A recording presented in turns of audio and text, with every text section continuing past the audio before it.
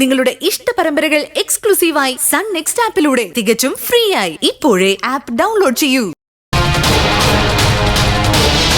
എന്റെ കൂട്ടുകാരുടെ മുമ്പിൽ എന്നെ നാണം കെടുത്തി.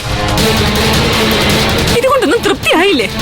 മോളെ, ഇങ്ങനെയൊക്കെ സംഭവിക്കുമെന്ന് നമ്മൾ ആരെങ്കിലും കരുതിയതാണോ?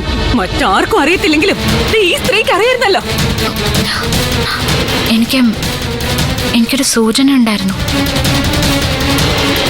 പക്ഷെ ഇതൊക്കെ അറിയുമ്പോ നിത്യക്ക് കാര്യങ്ങൾ മനസ്സിലാവുന്ന ഞാൻ കരുതിയത്. എന്ത് കാര്യങ്ങള്?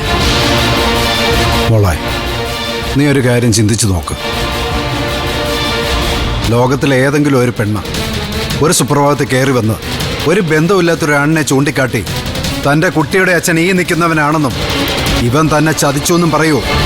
കാശ് കൊടുത്ത എന്തും പറയുന്നവളുമാരുണ്ട്. കാശിന് വേണ്ടി എവിടെയും അള്ളിപ്പിടിച്ച് നിൽക്കുന്നവളുമാരും.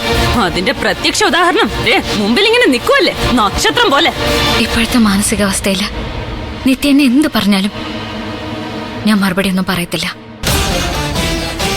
പക്ഷേ നാളെ ഒരിക്കല് ഇന്നത്തെ ഈ ദിവസം നടന്ന കാര്യങ്ങള് ഏറ്റവും കൂടുതൽ ഓർക്കുന്നത് നിത്യയായിരിക്കും, എന്നോടുള്ള നന്ദിയോടെ. ഒരിക്കലുമില്ല.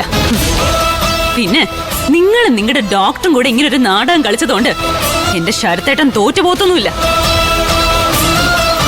ഈ ജന്മം ഒരു താലിക്കായി ഞാൻ ആരുടെയെങ്കിലും മുമ്പിൽ തല കുനിക്കുന്നുണ്ടെങ്കിൽ അത് ശരത്തേട്ടന്റെ മുമ്പിൽ മാത്രമായിരിക്കും. അച്ഛനൊരു കാര്യം ചെയ്യണം. എന്തായാലും എന്റെ ഹൽദിയോ കുളമായി. ഇനി എത്രയും പെട്ടെന്ന് ഈ മുറ്റത്തൊരു പന്തലിടണം. എന്റെ കല്യാണത്തിന് വേണ്ടിയല്ല, ഈ സ്ത്രീയുടെ ചാടിയന്ത്രത്തിന്. നിത്യേ, പിന്നെ ഹൽദി കഴിഞ്ഞ് 7ാം പക്കം കല്യാണം എന്നാണല്ലോ നേരത്തെ പ്ലാൻ ചെയ്തത്. പ്ലാൻ ചെയ്തത് ഞാനും എന്റെ ശരത്തേട്ടനും ആണെങ്കിൽ കല്യാണം നടന്നിരിക്കും.